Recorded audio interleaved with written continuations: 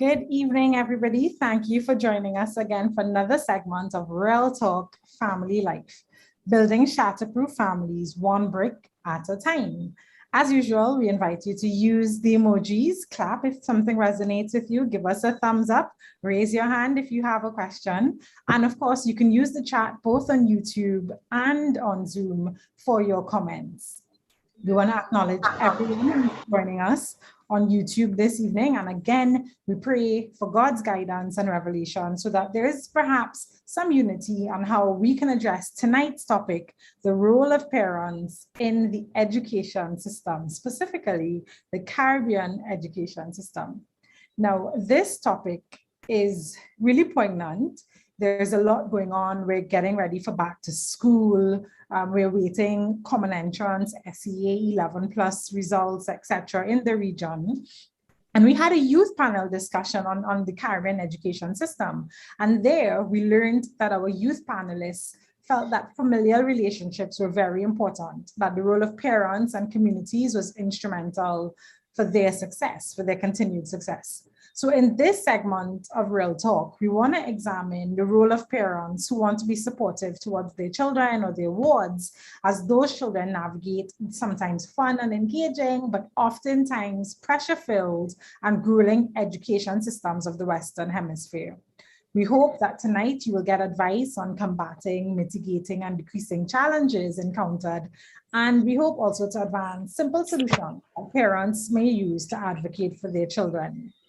Our disclaimer, as usual, we do not presume to know all the answers. However, I am confident that the experience of tonight's panelists might assist everyone tuned in and trigger solutions that may be useful for your family or community. Another way of building shatterproof families, our theme for 2021.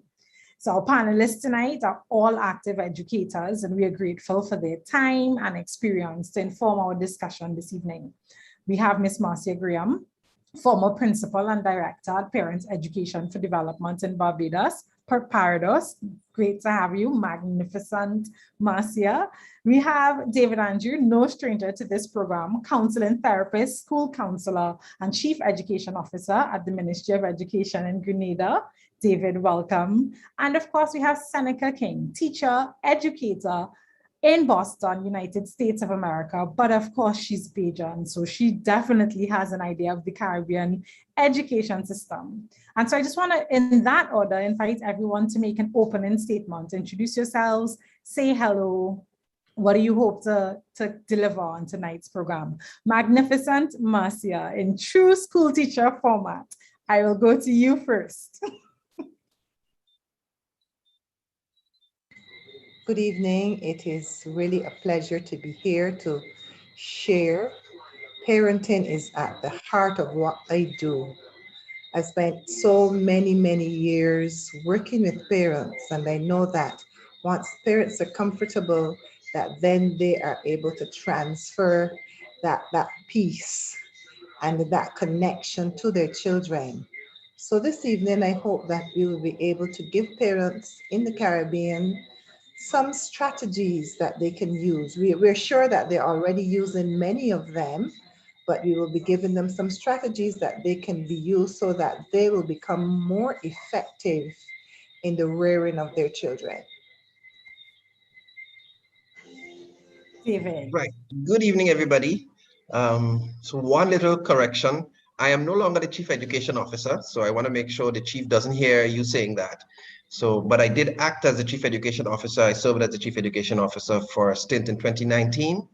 I still work in education, though, as the Director of Student Support Services here at the Ministry of Education. Right, so it is particularly pleasing for me to be a part of this discourse because education thrills me.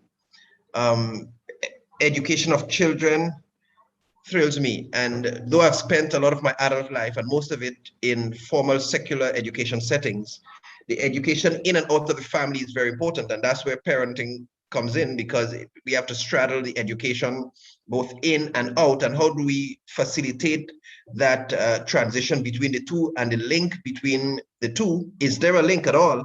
And where do the lines cross, if they cross? All of these things I think would be explored and make critical discussions this evening. So it excites me to be a part of this discourse as we look at parents and how they can further facilitate education in children in and out of families. Thank you.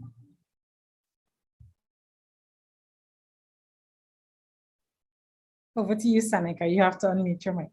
Yes. Good evening, everyone. It gives me great pleasure to be here again to talk about involvement in children's education. As an educator, I firmly believe that parents need to be involved, actively engaged in their children's education. And that can take place in many different forms. So I hope as we go through the discussion this evening, that we will understand the extensiveness of Proverbs 22:6, which says, train up a child in the way in which he should go, and when he's old, it will not depart from him. Fantastic. Thank you. Thank you to Marcia. Thank you, David. Thank you, Seneca.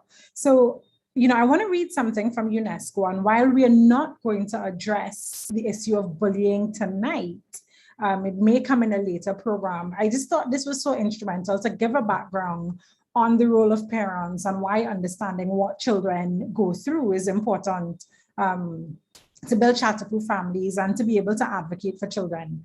They were talking about effective schools, working for child-friendly education at both the primary and secondary levels. And basically it was that in school, children don't necessarily feel wanted or nurtured. They said it's often stressful and an alienating environment, which is not necessarily turning out young people ready to face the pressures, complexities, and changing faces of the modern world. It said that the systems there need to help children navigate these demands so that schools become safe, welcoming, and responsive to the varying needs of children. Young people must understand what is expected of them. They must become more involved in running their schools so that they feel they have a stake in it. One of the points was also that school-age children are exposed to violence, whether through bullying perpetrated by other students or corporal punishment, and that in the Caribbean, there are religious and cultural norms which support the use of corporal punishment, for example, in children.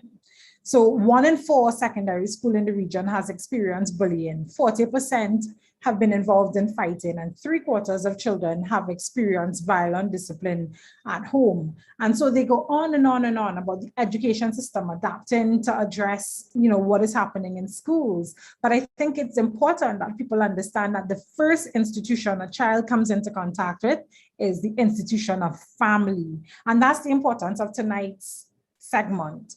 What is the role of the family, of parents? And when we speak about parents, we're not just talking about biological parents. We're talking about the adoptive parents, primary caregivers, grandmothers, aunts, brothers, etc. So before we delve into the meat of the matter, what is one thing you would want to say to parents as you hear about all these challenges we're experiencing in school? And I love, Seneca, that you started with Proverbs 22:6, because I think it's so instrumental when you're talking about the child being, exposed to the familial institution first. That's where it gets its foundation. So I want to come back to you and say, what is one thing you would say to parents as you listen to this UNICEF report on what children are experiencing in schools?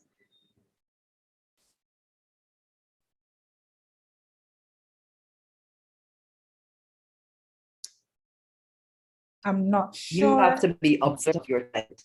The parent, obviously, it's the, parent or guardian. Those are the first teachers of children. As your child interacts with you, get to know your child and listen to what your child is saying. And also watch what they do so that you can know their natural bent, their natural talents, and support the development of those talents. I'm a firm believer that God has given every human being talents. He gives them in various degrees, gives them in various numbers. And parents need to tap into their children early and see what their talents are. It's all that he should go. And I'll come a little later on and talk social, emotional learning that is education for parents that help children to develop that social, emotional learning that is so essential to academic success. Thank you, Seneca. So, David, I want to come to you. As an educator, what exactly do you consider the role of parents in the Caribbean education system? Right. So let me say that in my view, education, summed up in my own words, no textbook definition here, is really the acquisition of that set of skills, knowledge, and attitudes that make one fit to live as a meaningful contributory element of a society amongst the people. And the school system is that formal arm to do that, the formal arm. However, parents have, in fact, in the wider society, there are several other elements that fit into that. I suppose those will come up much later. But parents are due to support that process. Parents need to support that process of persons becoming tooled with the right skills, attitudes, and right knowledge set to be able to live like meaningful elements in the society. They need to provide the necessaries. They need to facilitate the aptitudes and the inclinations of the children. All of these, and even advocate for them. All of these sum up many of the things that make up the parental roles and responsibilities in education. I mean, we can expand on them, but I think in a nutshell, once you support the process of persons, a child becoming a valued element of the society that can contribute with the right set of skills, knowledge, and attitudes in the society, you support that as a parent. I think that's your responsibility in the education process. I like the fact that you talk about, it's not necessarily formal education. Even the way you started answering the question, I remember sociology, what is education? The acquisition of knowledge and the learning of skills. And, we tend to think about it as this formal instruction that happens at school. That's the responsibility of the school teachers. And so as parents, you simply drop your children off, you leave them there, they come home in the evening, you make sure they do their homework, and you are just responsible for providing that roof over their head. So Marcia, I want to come to you. When we say education, or Seneca, sorry, are we always referring to formal education, or are there other components of education that we should be referring to? Certainly, education is not that formal learning that is done in school. I believe that life is an educational process. So as the child interacts with family, as the child interacts with their learning community, as they interact with their spiritual community, if there's that aspect in the child's life, the child is learning. So, and as a matter of fact, we are all learning. We're all lifelong learners, if you think about it. So education is not just what formally happens in schools. It is all the other extensions of the individual and their interactions, those broader interactions. And that's where this idea of social emotional learning comes in, because there are those non-formal educational activities and characteristics and factors that you want your child to have that they will not necessarily get in the classroom, but it is built into their lives by all the different interactions that they have with others. And so we're definitely going to start going off script. So Marcia, before I come to you, I'm going to go back to David, because Seneca speaks about all these irregular activities that are not a part of the formal curriculum. And I remember, David, in the prep session, Magnificent Marcia asked you a question about music, because at that point we were discussing the fact that, it is not just the penmanship and the English and the math, but what shapes the child is also, the exposure parents give them to other walks, other activities in life. And so we know that you're a musician, self-taught, but you got that influence, or you got that exposure through your parents singing, and in turn your children have been exposed not just to formal education but other activities. Can you speak a bit about that and the importance of informal instruction in education? Now, I even want to start by saying many persons make the statement, you make a child, you didn't make his mind. Well, I'm one of those crazy persons who say I make the child and I'm making his mind too. Because I think they come to you pretty open, and it's what you write thereon that shapes them. And some theories talk about the formative years, 0 and 6, and how most of what the child will eventually be, they fit inside of that period. And so if we understand that, in the things like the music and the other activities that you press upon them, that you expose them to, become, in fact, they equip them with a number of key skills that will allow them to survive. It allows them to build key confidences. It allows them to build competence in several other areas that will impact their academic outcomes, which is what a formal education setting attempts to assess and evaluate and put a judgment on at the end of the period. But those informal type engagements they build confidence, they build capacity, and it even stimulates other sections of the brain, because most of the literacy and numeracy type things we do, they target a certain section or certain sections of the brain. Skills like music and some of these kinesthetic type skills, they tend to target other sections of the brain. And so even there, you get a lot more out of your children. And so for me, the roundedness, the exposure to all of these things, as early as you can get them exposed to it, the better. In fact, you talked about music, and I was only reflecting that while we did expose our son early when he had the aptitude, because since he was 2, he would just stand and stare at the drummer.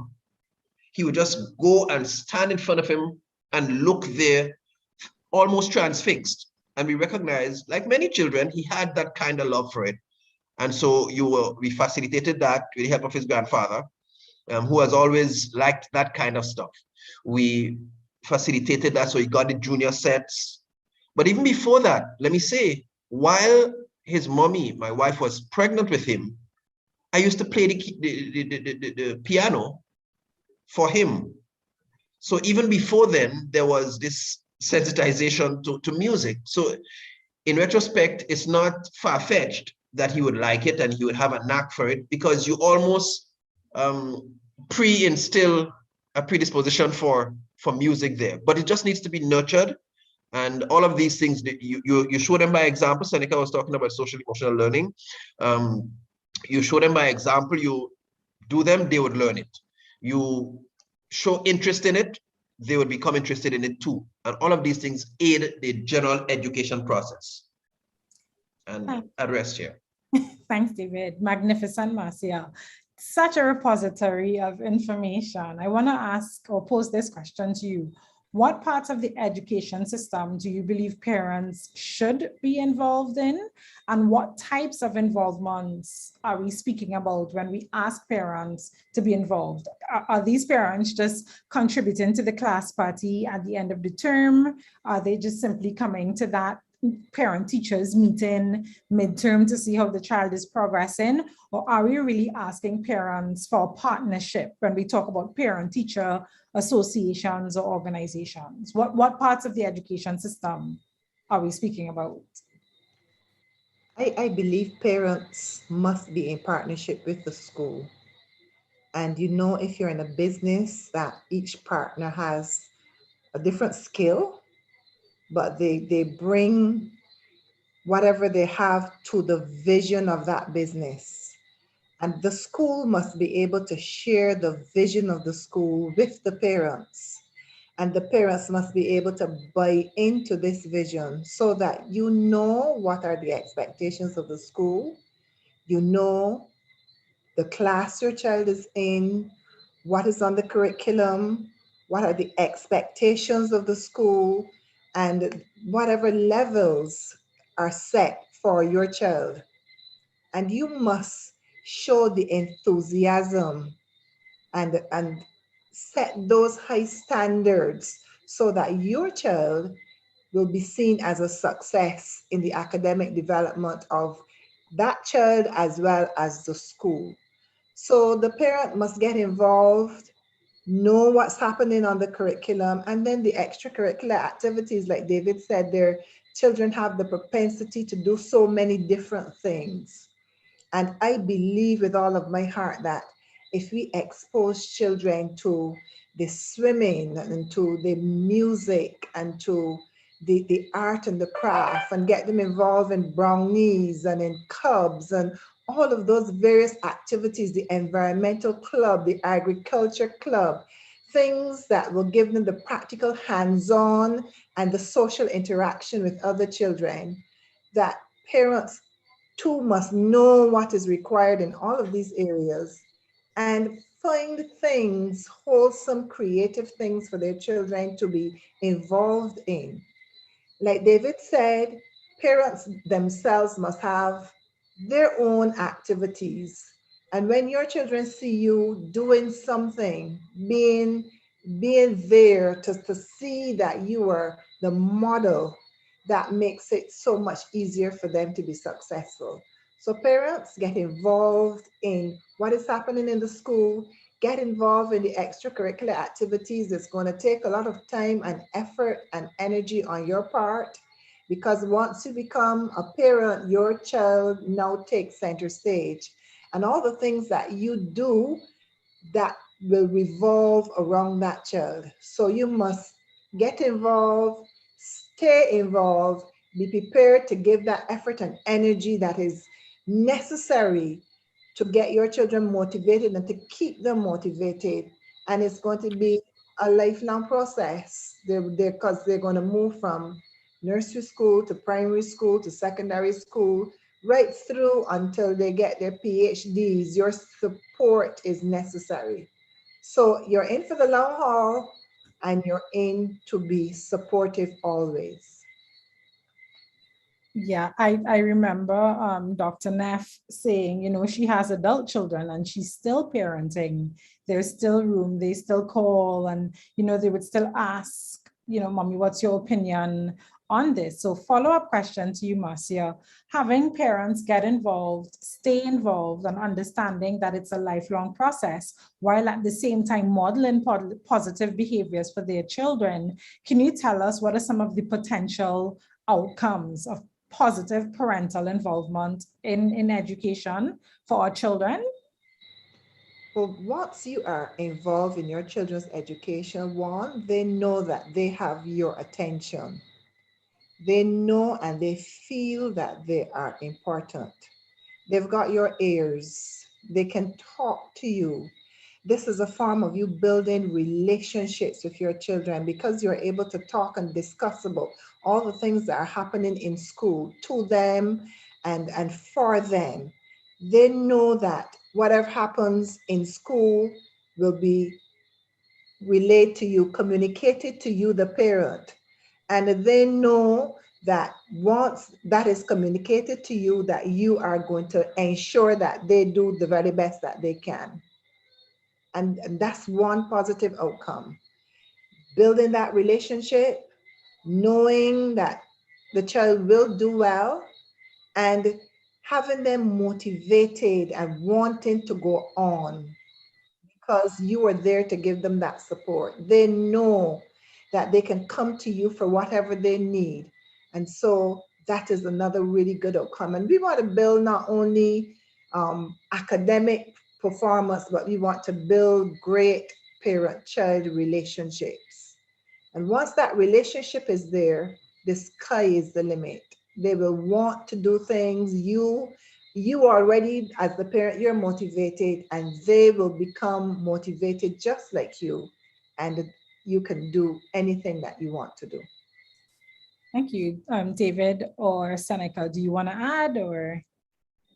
Yeah, I could. You go, Seneca. I think that parental involvement also involves advocacy.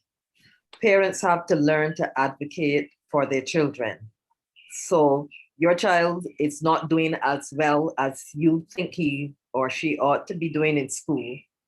You need to find out why and see what you as the parent can do to help that teacher help your child.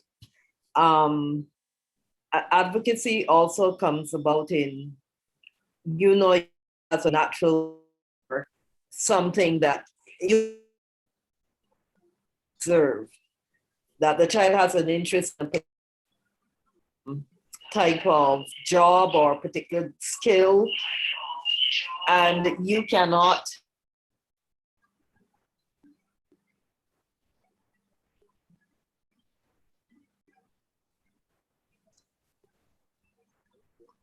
I think we lost Seneca. So David, I'm going to ask you to fill in Sure. on. We No get her. problem. No problem. So, I mean, I would add that I think it's clear that several of the researchers have indicated parental involvement yields better academic outputs. Yeah, and so that's one clear advantage that you're going to have the more parents are involved. Then I see better discipline, and for me, discipline here is getting persons to voluntarily want to conform to a certain kind of behavior because they understand it, because they want it. When parents are involved, you see, you get the opportunity to have parents. You get the opportunity to have parents, school, and community even all singing, parents singing the same song that the school is singing. So you get more consistency in behavior, because what you enforce at school, parents are aware because they're involved. As Marcia was saying, they know what to expect, what is anticipated, so they can keep you on the line, and eventually you get better disciplinary outcomes there. And there's even a greater pride in the whole education process. We've tried some initiatives with parents, and we found that where you have parents come in, even simple things like the farmer, there was a day that farmers were asked to come in. So the farmer would come in, and one particular occasion, there's a particular school where the fathers came in and roasted corn, or one father came in and roasted corns that day and shared it for students. And you could tell the pride that that boy had, that his father, and even if he didn't get the pride from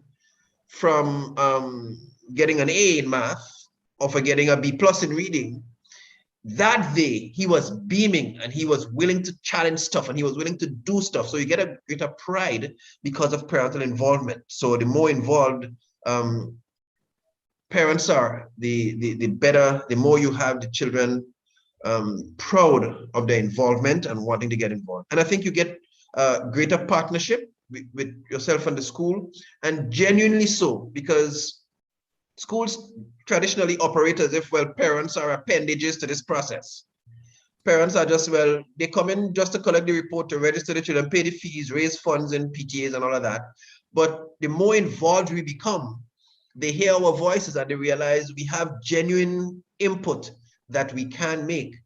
We have genuine contributions that we can make at every level, both for policy making, for decision making, for things that happen in the life of the school, changes you want to make, not just to raise funds and for the class parties, as you were mentioning, but in all of those areas. So it makes for more genuine partnerships, the more involved we are. All of those. Thank you. I believe Seneca is back. Seneca, you want to try to continue the point you're making earlier? Certainly. I think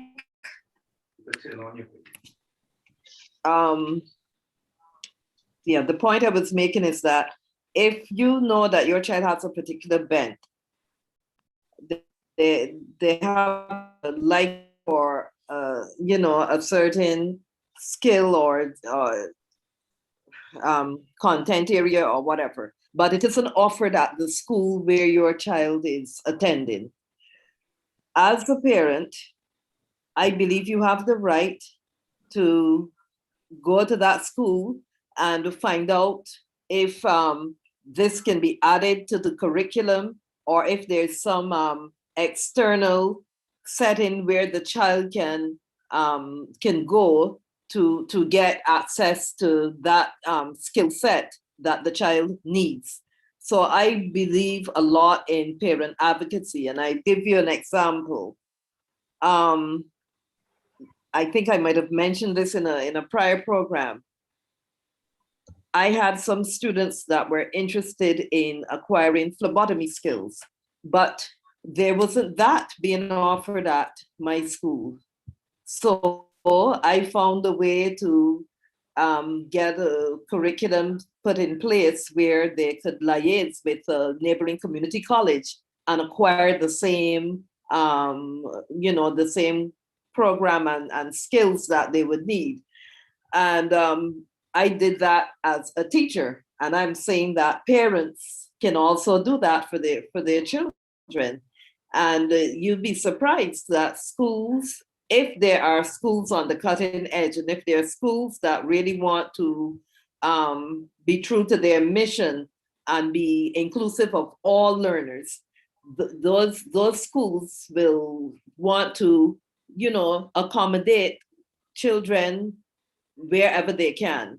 And if the parent is advocating and pushing for a certain kind of access to certain programs, I believe that they can be instrumental in getting the principals and the administration of the school to at least look into it, even if it is as a community outreach program or whatever.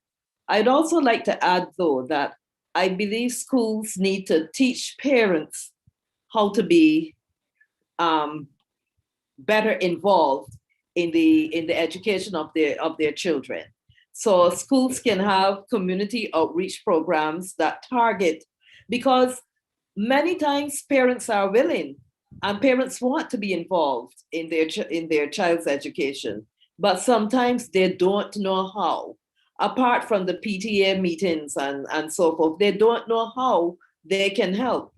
But if schools reach out to them, this is where home and school intersection become very important. If schools reach out to parents, parents are often more willing than not to get involved. I think you made, a number of important points there. And even as you talk about parents advocating for their children, Pastor Griffith, good night to you and welcome to the program. He says, or he suggests, that formal education has been elevated to the detriment of the out of school education. And it has presented many of the problems that we are having now.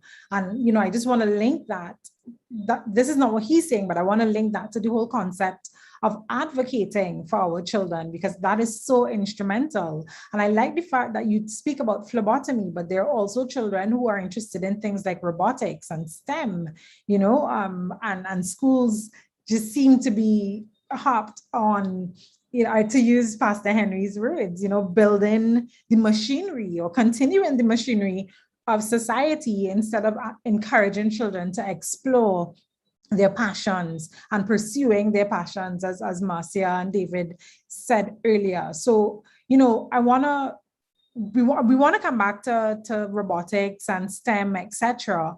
But I want to go to something that's often overlooked in formal education when we talk about advocating for our children, and those are children with special needs. And when I'm saying special needs, I'm thinking about children who are differently abled, perhaps mental and physical. So you're talking about blind or deaf children, but what are also about children who present as quote unquote normal, but may suffer from dyslexia, ADHD, dyscalculia, dysgraphia, autism.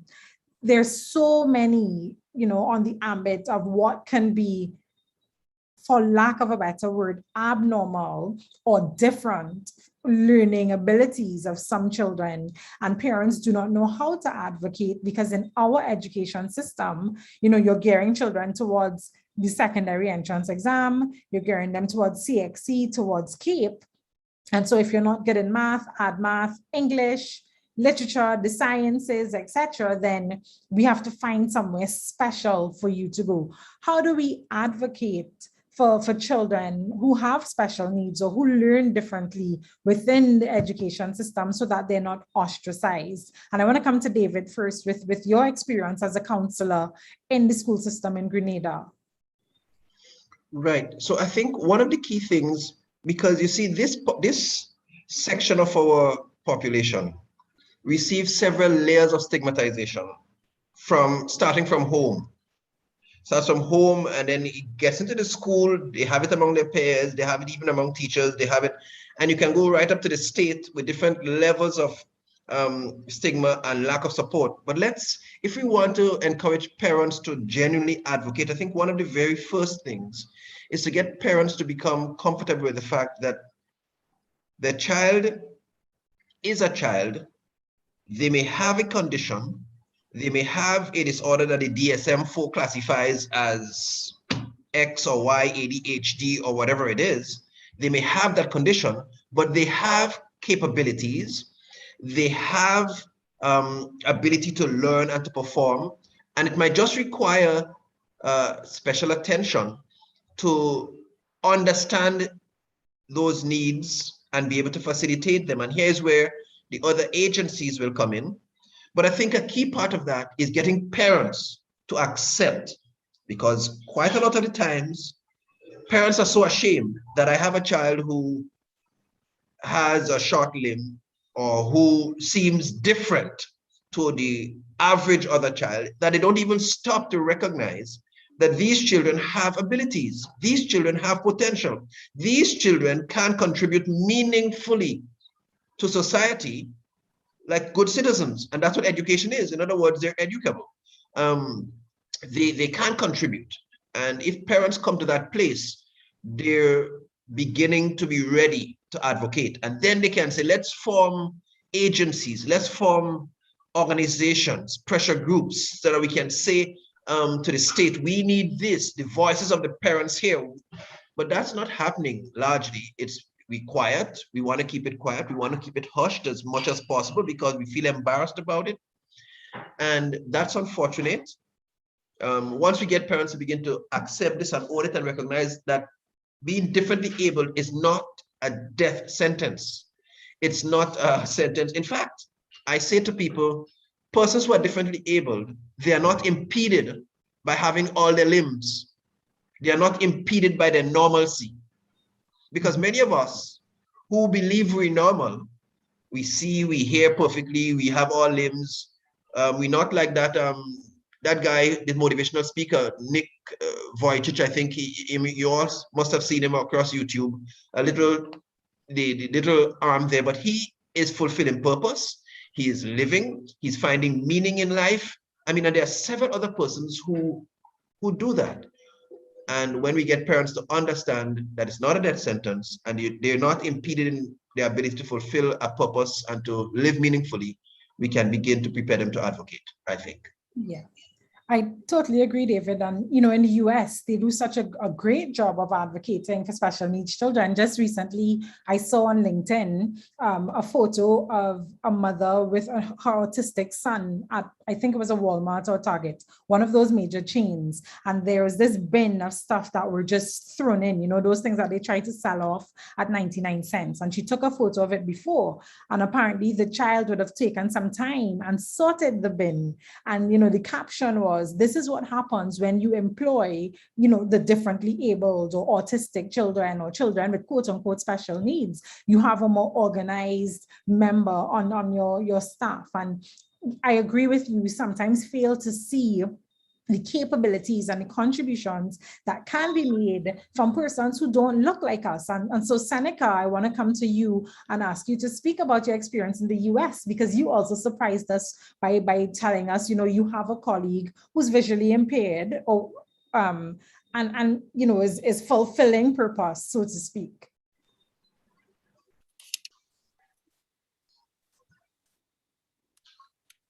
I hope you can hear me clearly. Yes. Give me a nod if you can. Okay. So, yes, I have a colleague who is legally blind, but he is an excellent math teacher. And his social, emotional skills are so great that he often has success with students that others of us may find hard to reach, because he's so engaging and he's so confident and so self-regulated.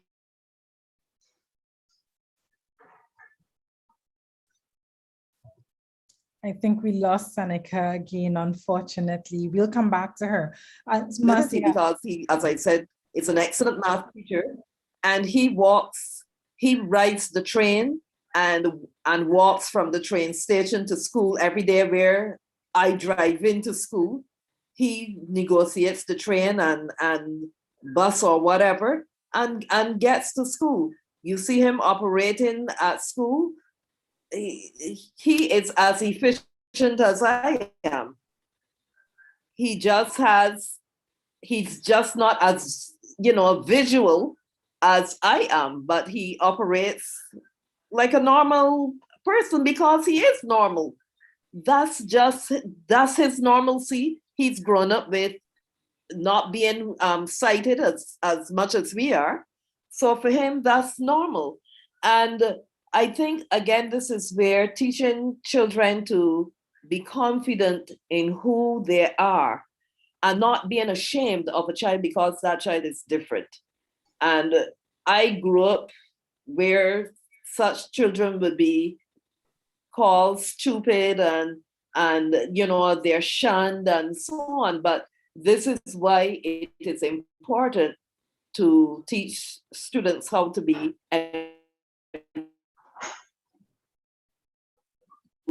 they are and treat each other as normal human beings, because we are human beings first and foremost.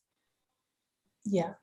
And Marcia, I want to come to you just to share your experience at Parados. I know there's an annex where for special needs children, etc. But what has been your experience at Parados in terms of educating parents on how to advocate for their children within the school system? The first thing that we have to do is to get parents to believe in those children. You can't separate the child and his disability from the parent. And there are many parents who feel that the child is disabled because of them. They figure it's something went wrong with me, especially mothers, something went wrong with me, and as a result, I've got this child who has a disability. So you have got to work with the parents, like David, the counselor, would know. You have got to do a lot of work with them to get them to the place where they understand that you have to divorce yourself from that disability that the child has and start and do some research, find out about persons in our world who have a similar type of disability and how they have progressed. And once you believe that this can happen to me as well, now it's going to take longer, it's going to be more challenging, and you're going to need much more support. But once you have that belief and that faith, and you are willing to embrace people who will be able to help and to impact that child in a positive way, then we will see some improvement. And at Parados, we had the daycare center where we had quote unquote normal children, and we shared the playground with the children who had disabilities, physical disabilities and so on. And our children were able to interact with them and to recognize, hey, they've got skills that we don't have and they can do things just like me. So it was sort of a practical demonstration of the integration of children who were quote unquote normal and children who had disabilities. And we did that every single morning, first thing before we went into the formal work in the classrooms.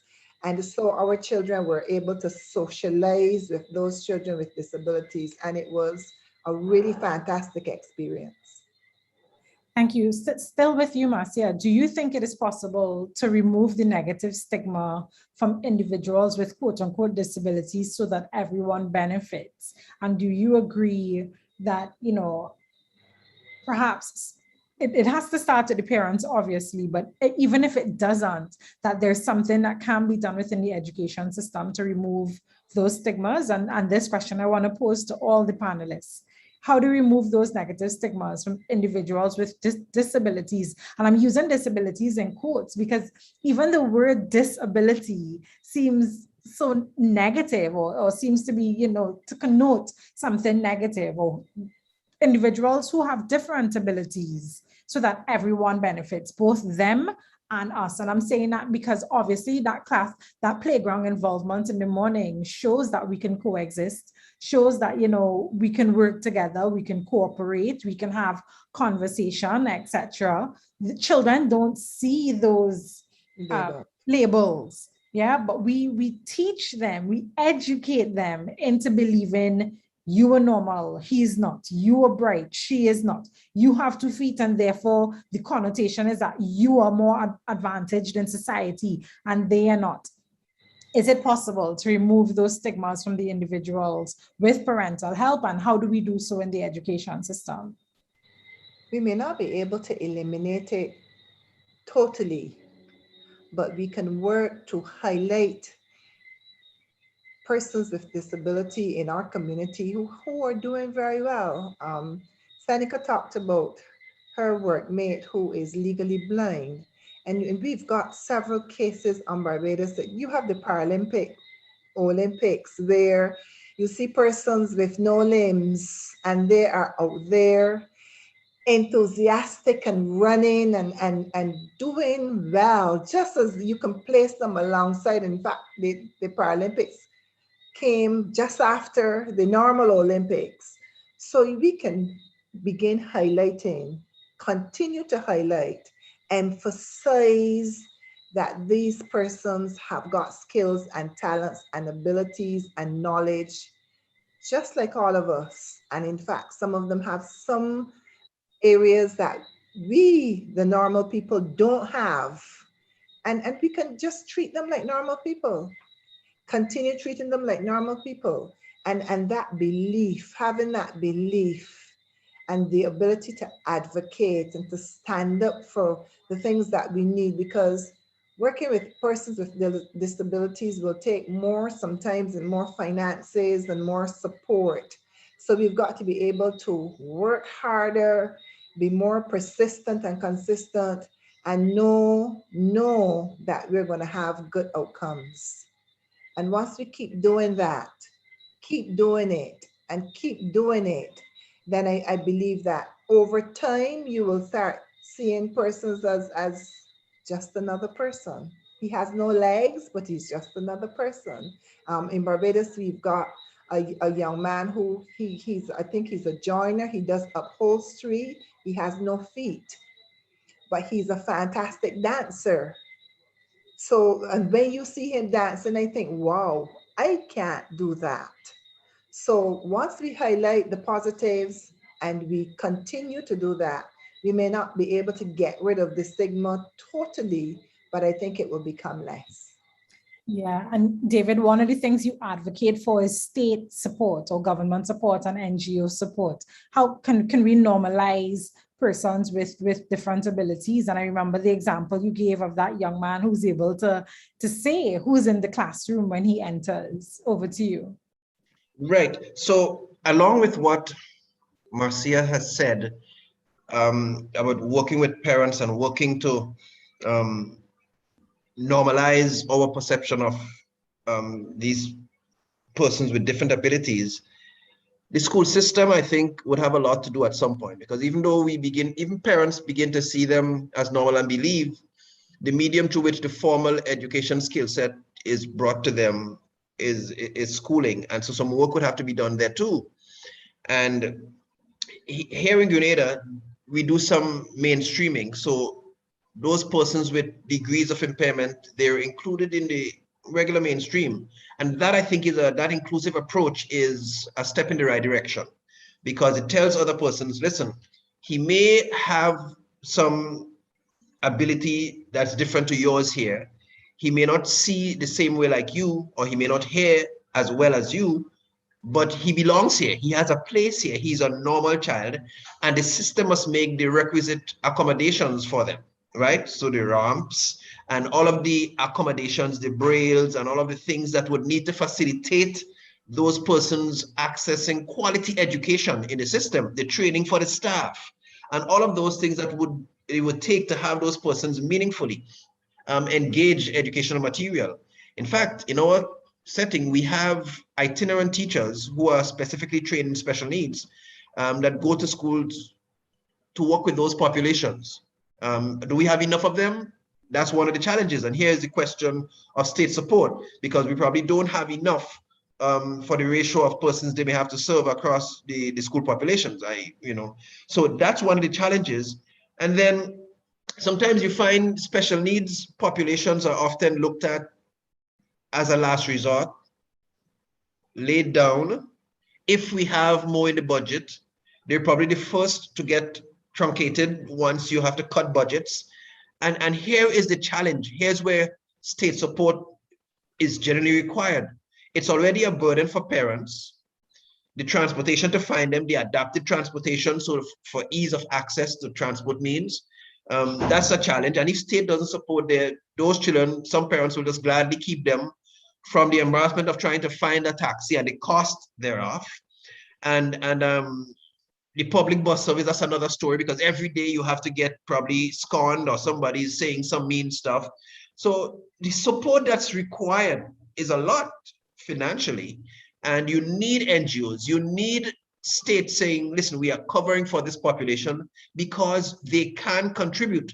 They are citizens, they are individuals who have abilities, who have capabilities and competencies, and we want to elicit those from them in the best possible way so that they can contribute. And so state has to come forward more, and I think we failed bitterly in our Caribbean settings. On that, I don't think we've come up with enough financial support for our special needs populations, and so we just have not gotten the best out of them. I spoke about that young man, but right now at our education ministry, we have a young man who is special needs. He came from this special education school, but he's one of the most cheerful, respectful, and heartwarming persons that you'd meet across the ministry. There are some people who would be too busy with their agendas to greet you when you enter the ministry. He doesn't forget that. Hi, he will greet you, and he would warmly raise a conversation with you. And you want a box moved, he will move it. You want anything done, he is just so helpful, and I wish some of us could have taken some of that ability that he has, And so most state support, NGOs, is just a must if we are going to create the kind of traction for special needs population that I think they do deserve in our Caribbean schools and education settings. Thanks, David. For those of you now joining us, we're discussing the role of parents in the education system, particularly the Caribbean education system. And so we've discussed the primary roles of parents. We're now discussing advocating for our children. And, we've stopped a bit on the issue of special needs, and we will continue with STEM and robotics. But Seneca, I want to come to you on the whole issue of what can we do to normalize. And I know you're a great advocate for special education training. I'm wondering if that training is only for teachers, or should we also consider doing special education training for parents as well?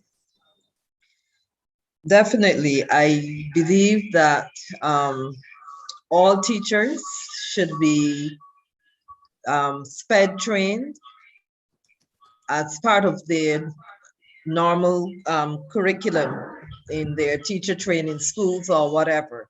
It should be a state requirement that all teachers are SPED trained, because you are in a classroom with children with various abilities, mixed abilities, and you have to be able to cater to them, and you have to be able to discern perhaps even sometimes where the parents don't see where a child has a particular limitation or whatever. As the teacher, you can be in the forefront of advocating for that child and helping that child. So I do believe that it should be a part of teachers' regular training, that they are SPED certified. certainly that's a requirement in the USA, of course. The other thing I would say is, again, schools reaching out to help parents understand the needs of their own children. If they, if they have children with special needs, helping parents to not feel embarrassed, not feel ashamed of that child, but to treat that child as, as a regular, a normal student, normal child, and work with that child.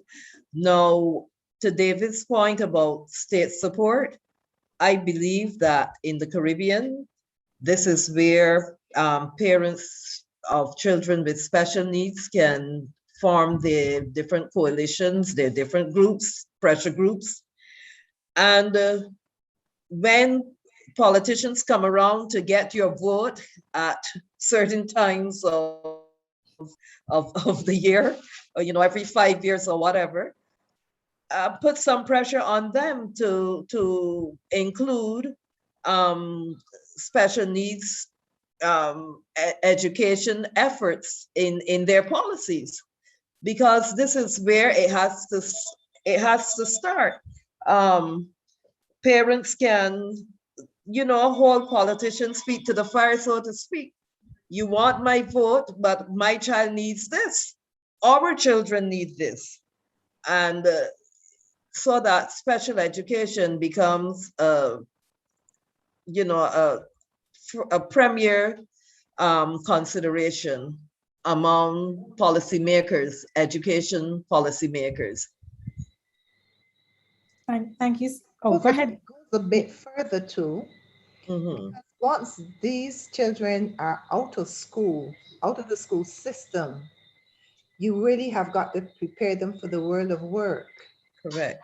Because they will fit into some areas, and they've got skills and talents and abilities that can be developed. And so once they're out of the school system, they now belong to the parents, so to speak. So we want that advocacy to go even further than the actual school system. Once they get out of the school system, they're now 16 years old, and the government is no longer required to have them in school. We also need now to have them equipped that they can get into the world of work and become independent and be able to earn a living and to take care of themselves, because some of them are quite capable of doing that. Yes, totally agree.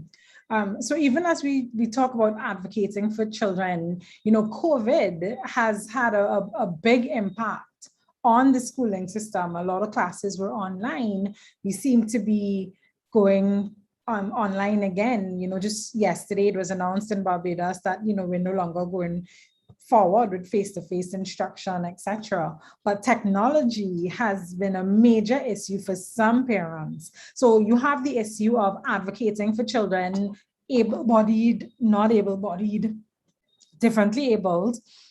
You have the issue of navigating or advocating for children who have special needs. And now you have technology that we're not too sure about as parents. And we have to advocate for our children. So what about school, technology? How can parents support? Marcia. For me, I've got 2 children at home. And before I can help them, I've got to be able to navigate the technology that they're using. So most of what I learned about what they're doing as they go online, I learned from the school. So the school had set up programs where they were able to help parents to understand what was required of the children, how they were navigating the technology, and then the children themselves help the parents with the technology. The children would say, come, this is how we do it. This is how to do it. This is how you get on. And this is how you find what teacher has set for homework and so on. So it has to be quite a lot of teamwork happening with the school and the parents and the children combined. And so as we go on, it's going to be required that we do even more of it now.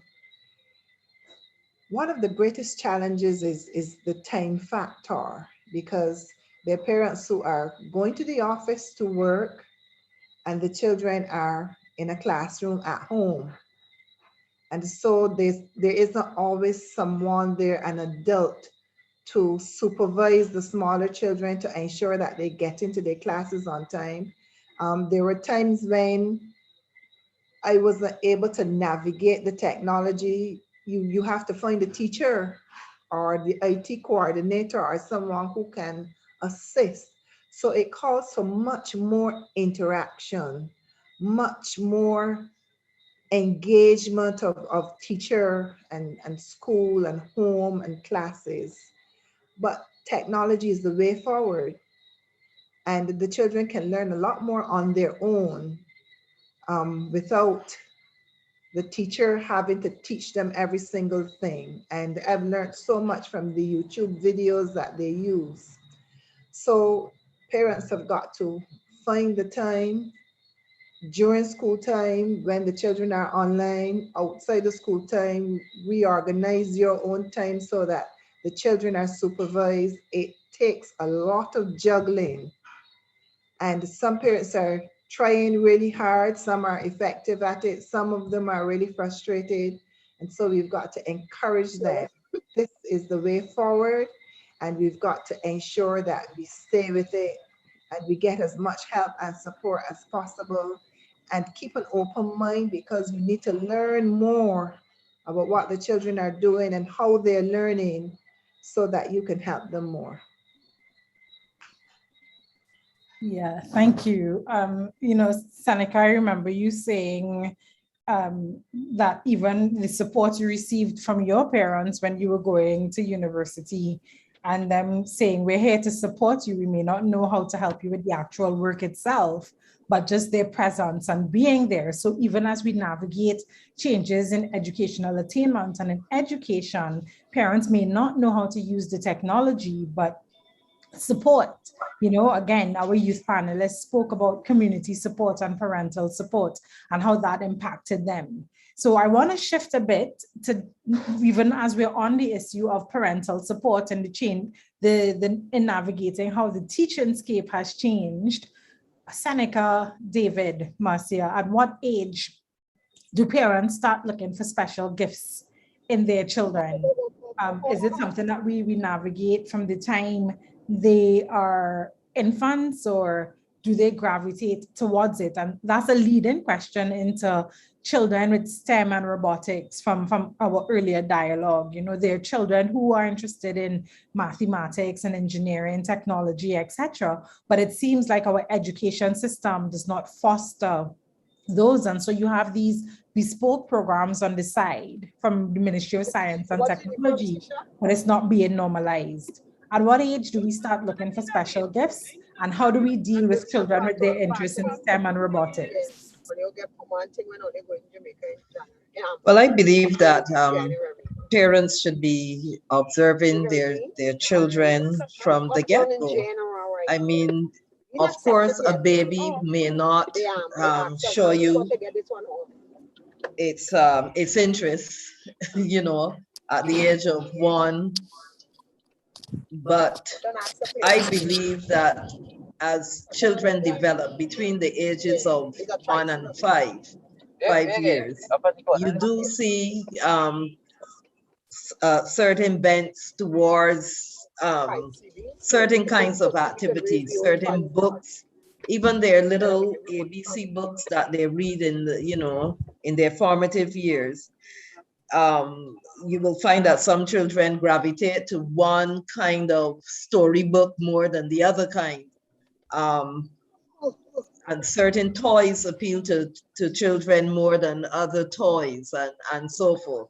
So I think observing children as they develop, you get to learn their particular bent or flair for something, and then you can nurture and support that. But I also wanted to link back to something that you said about technology.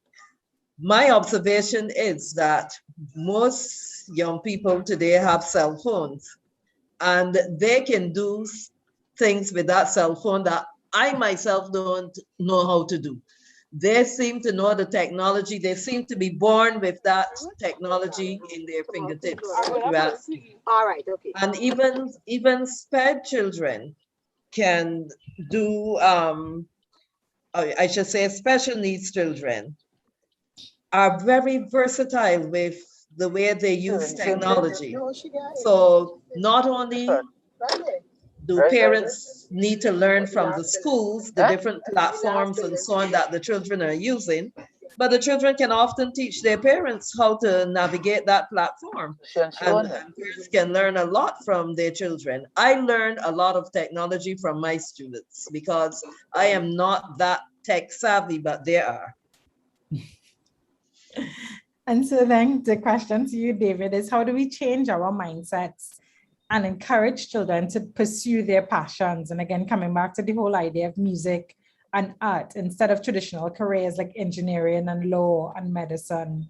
How do we help parents to see that, yes, you want your children to be socially mobile, but you also want them to pursue passion. And there is the ability to make a living in pursuing passion. Yep.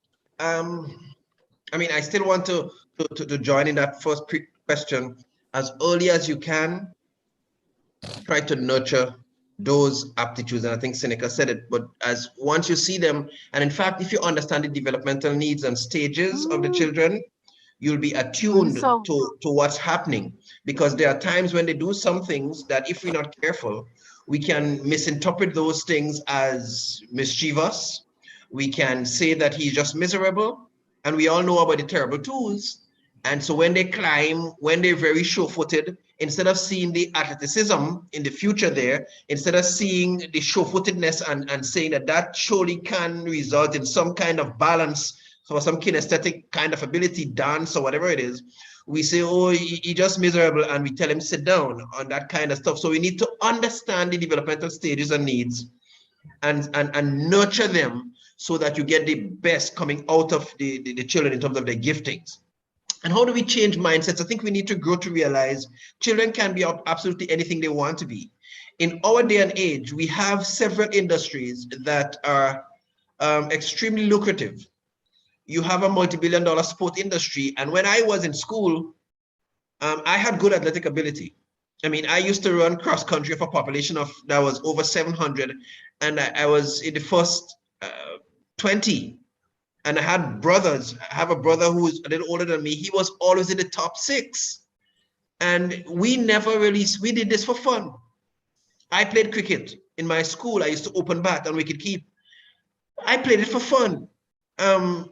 My son plays cricket now. He plays for Grenada. He played on the 15. He's captain on the 19 team, because coming from that, I recognize that it was an error on the part of our upbringing, to see things like sports merely as unsustainable and things done for entertainment. Yes, it is done for entertainment, but they are pretty good and strong and viable careers too. And that came to me, and I recognized, hey, I was limited by that, but look at the opportunities that exist for these young children. So I have to support him. I have to push him. So I was like his caddy, running when he had to go to all the practice matches. I'm there waiting, I'm picking up, I'm dropping, and doing all that kind of stuff. And so I say, son, remember that, because when you make it big, I need the ringside seat, But I'm just saying that my mindset has changed, and I recognize that in many of these areas, the things that we would take a lifetime to make, the youngsters can make it in 2 seasons, and they make it doing what they love and what they're happy about. And they don't have to wait till 60 to get, there are just so many advantages. I'll work till I reach 60 and struggle to get a pension. And then in our case, you're disqualified from it based on the current laws, which is being challenged right now, which are being challenged. But anyway, that's another story. But these avenues are very lucrative. And once you get people pursuing what they love, I think you can't get much better than to get somebody pursuing passionately the things that they love, and they get paid for it. Yes. And it could happen in music, it can happen in the arts, it can happen. And once they see the avenue and you research the market well, you do your career research to see the pathways and to see which parts of the market serve best, push the children. So a lot of work resides for us to do as parents to change our mindsets so that we stop seeing everything like just math and chemistry, and everybody must go to be a lawyer and a doctor, and then we have a glut in the market in some of those areas. Everybody wants to do a BA in business administration, and few people doing those more non-traditional areas. And so we have to break away from that and encourage our children as they feel it, as they see it, as they express the aptitude. Let's do the research and push them in the areas. So right now, my son is embarking on a degree in sports science because he's into sports. Yes, he's registered on all. So he's into sports and he wants to professionalize, he wants to formalize, he does not want to lose his sports. And ultimately he wants to get into physiotherapy. So it's all in the mix there. And I'm just saying, let me support that because that's his passion. He can do it, it's lucrative, let him go. And I'm encouraging all parents to see the children for their own aptitudes and the things, the potential they have, and support them. And in addition to that, it is a challenge to support them. You say you support them, but it comes at a great cost. And parents must be willing to bear that cost. And you may not necessarily have to bear it yourself, because there are always persons coming into the Caribbean scouting for talent. In Barbados, we have Rihanna. She met the right person at the right time, and the rest is history. And then she has been able to use not only her music, but she's gone into entrepreneurship, and she has a makeup line and a lingerie line and so on. So we have got to help our children to understand entrepreneurship, to understand that it's going to take the time to develop. It's not the job that you will get a salary every month up front, but we have to look now to the future to see all of those large benefits. So supporting them to do the things that they love and will be paid for will also come at a great cost to the parents. And parents need to understand that, and they must be able to network and to do whatever is necessary to make that happen. Yes. I support what you said, Magnificent Marcia. I was thinking to myself, there are some ethnicities that you find, they never work for anybody. They're taught from the get-go to provide jobs for themselves. And they do so very well. I don't see them working for a soul. They're always into their entrepreneurship and generating businesses. And then they turn around and employ your children who have gone to school to do the BA and the whatever and whatever. But there are, handling, they're developing the business and you are just an employee. And I often think to myself that we need to reorient our thinking and help students to realize that being gainfully employed does not necessarily mean that you go and work for an institution, but you can also develop your own business. And as you said, Marcia, it's a different kind of thinking for both the student and the parent. And the parents have to be willing to, go that extra mile and bear the cost. And the cost is not only financial, it's a time investment, it's financial, it's looking for the right resources, looking for people to help that child, looking perhaps to other models or other people to model for that child what being a successful self-employed person looks like. Yes. Yeah. I'm just going to the comments in the chat. And I think basically what the panelists have just said answers Pastor Griffith's question. There's a problem with our children who are finishing school but can't find their places. And I think that's where you encourage children to pursue passion and not just seek educational attainment. We were speaking earlier about children with different abilities, and Pastor Henry posts something from the Trinidad Express in 2011 that Vera Bejan, who was born without arms, overcame all obstacles to earn a law degree, and she's now employed with the Office of the Attorney General in Trinidad and Tobago. Happy Independence to Trinidad and Tobago, by the way. It's August 31st.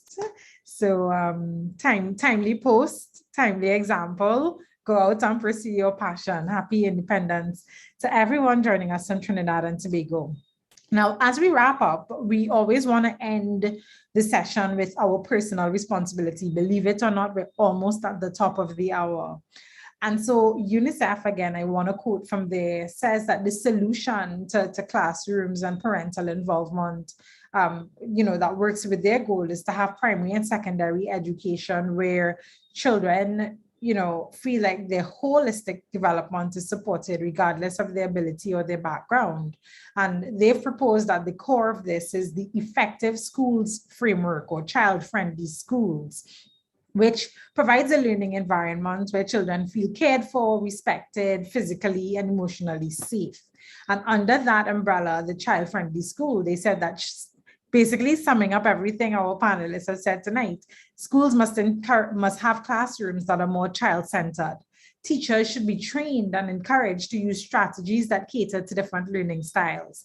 Educators should be equipped with knowledge and strategies to use positive behavior interventions and management techniques as alternatives to traditional disciplinary approaches. Children should be provided with tools to make the right choices in life through skills education, and students should be more involved in school management.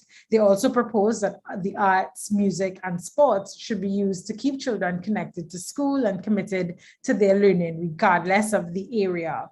And so, my final question to the panelists would be, if you were to advise parents of 3 things you would tell parents tonight on tonight's panel to those listening on YouTube, what 3 things would you tell or advise parents in terms of being advocates for their children, participating in the Caribbean education system in terms of their role? What advice would you give? I will start with Seneca. My 3 things, prerequisites would be 1, observe, observe, observe. Learn your children. There's a text in Deuteronomy that says, you teach children as you wake up, as you lie down, as you wash the dishes beside them, in other words, you're always teaching.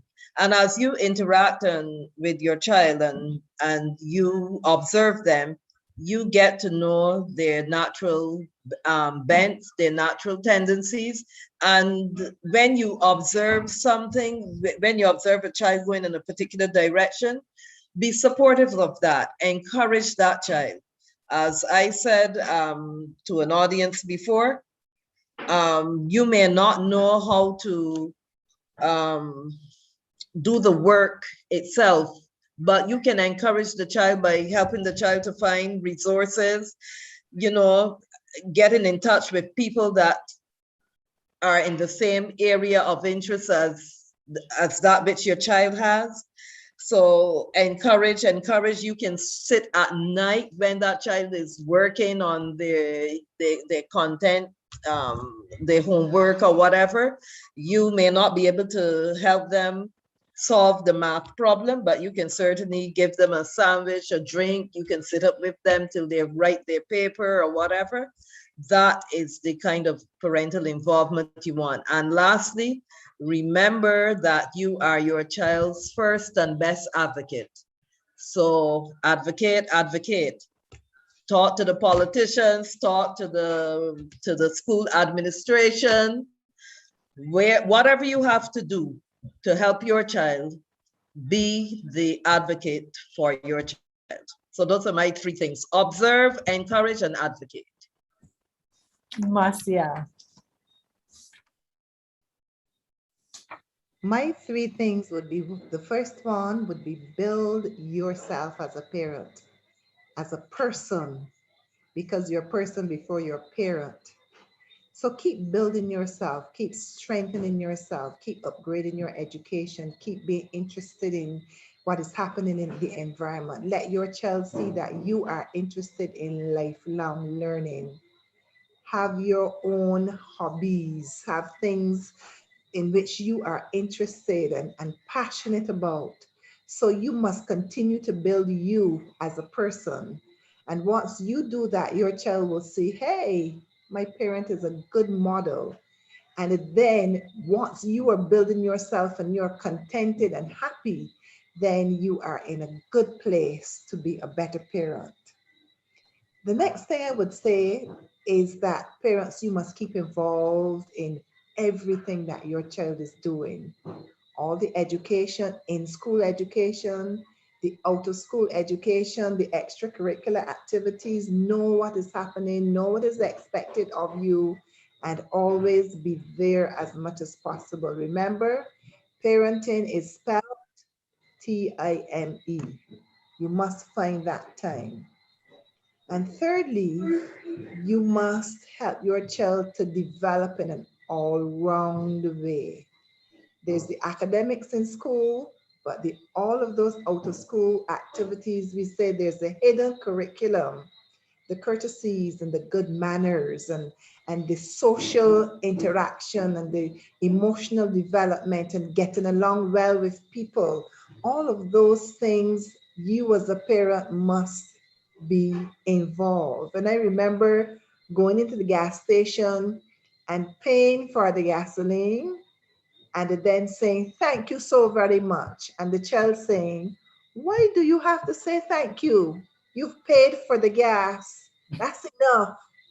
So modeling and using situations to help your children to develop in all ways is extremely necessary. So build yourself, keep involved, and get your child involved in those all-round activities that will build him as a great citizen for the rest of his life. So, Sasha, with all these wonderful summations by the two well-learned panelists, there's not much more to say, but let me just add. I would tell parents, please believe in your children. Whatever ability or aptitude they have, believe in them. I just hate it when a parent comes to an educational setting with almost their hands up. Well, I don't know what to do again. Believe in your children. Be the biggest fan, the biggest supporter. Let them know you have great expectations of them. And I believe you can help imprint upon them the important capacities for becoming successful citizens. So believing them. Know to parents that children are capable of achieving and doing anything they can conceive. Sometimes it might sound out of the world, it might sound crazy, but they are actually capable of it if they can conceive of it. It's just a matter of time, it's just a matter of the resources, it's just a matter of the right season. So let them know they can achieve what they can conceive. And if you know that, support them and they'll be happier and they'll be more fulfilled as well. And the third and final thing I'd want to say is, please parents, let's give active consideration to the non-traditional career paths that we have ignored over the years as really viable options for our young people. The entrepreneurship and the music, and even the people who want to fish. Yes, no problem with that. They want to fish, but I hope they're going to fish to the extent where they have a fleet of trawlers that go up the islands, that slice the fish and package it to the hotels and all of that kind of stuff. So when young guys tell me they want to fish, I say, I hope you're not just a fisherman who wants to go out every day and fish with one line and come back in. But I say, I hope you plan to go down the road of having a fleet of trawlers and slice the fish, supply to a chain of hotels of the island. So there are different levels. So let's just let them know that these non-traditional avenues are really viable. We just need to explore them and support them along all of those paths. I thank you. That is so fantastic. So a lot of active words, right? So being parents spells time, being parents spells commitment, being parents means we observe, we encourage, we advocate, we build or upgrade, we are present, we model, we believe, we support, we activate, and we affirm our children. That, ladies and gentlemen, summarizes the role of parents in the Caribbean education system. We hope that we have contributed or at least expanded your knowledge somewhat about how we might be better support systems for our children in the Caribbean education system. I would love to just express my appreciation for Marcia, Seneca, and David for your expertise, for your time, for your commitment to the program and helping us build shatterproof families one brick at a time. And in the end, we just pray that God gets the glory as we help model and fashion our children to be leaders in this world and to speak about the amazing things our parents have done for us and how they've, used the gift that God gave them in terms of children and turned out some very productive members of society. Ladies and gentlemen on YouTube, we just want to thank you for continuing your support for this program. For those of you joining us on Zoom, this is another episode of Real Talk Family Life, Building Shatterproof Families, One Brick at a Time, 2021. Stay tuned. In 2 weeks, we have another exciting program coming up. You have to join in to hear what we will be speaking about. We look forward to seeing you then. Have a fantastic evening, everybody. Thank you for those of you who contributed in the chat. Over to you, Pastor Henry. Let me take the opportunity to thank all the panelists again, and those of you who have listened tonight. We trust that you have been edified and blessed, and just going to start working with those kids in a different way. And Dr. Sutherland, thank you for heading up this wonderful program and sharing such great information with us. And thank you all. And as Dr. Sutherland said, the next program is going to be a surprise. Join us. We'll let you know more within the next couple days. By next week, we'll let you know a little, just give you a little peek into what we are doing in the week ahead. And we missed a number of our Trinidadian friends tonight. I think that the festivities, this independence festivities may have taken them and caught their attention, but just for those who may have missed the program, you can go to our Real Talk Family Life YouTube page and our YouTube channel, and the program and other programs will be there for your view. And the Lord bless you, and do have a wonderful, wonderful evening. Thank you, and same to you, Pastor Henry. Bye, everyone, and have a good evening. Thank you so very much. Have a good evening. Night. Good evening, everybody. Thank you, everyone. Thank you. Thank you Good so night. much. Good night, everyone. Fantastic Good night. job. Good night. Panelists. Thank you. God bless you. Dr. You. Sutherland, Very good, fantastic very job as good. usual. So Beautiful smile. informative. Thanks, Ronald. How are you? Tell Renelle I say hello. I will. She's having a little venture tomorrow. She's doing hamburgers. Her birthday's coming up, so she's doing a little initiative. Tell Renelle that the airport is open. Barbados airport is open. No, and if she doesn't feel like traveling, FedEx works. Right, There's food packages nicely. special packaging for food. Will do. Have a great night. You too. Okay, Good night, you know. Yeah. Okay. Oh, we're still live, Pastor Henry. Dr. Henry Trini Felix here. Excellent job as usual, Dr. Sutherland. Dr. Pearson, good night, good night, good night. Excellent, excellent. We're still live on YouTube, Pastor Henry. Oh, yeah. Thank you. He didn't hear you.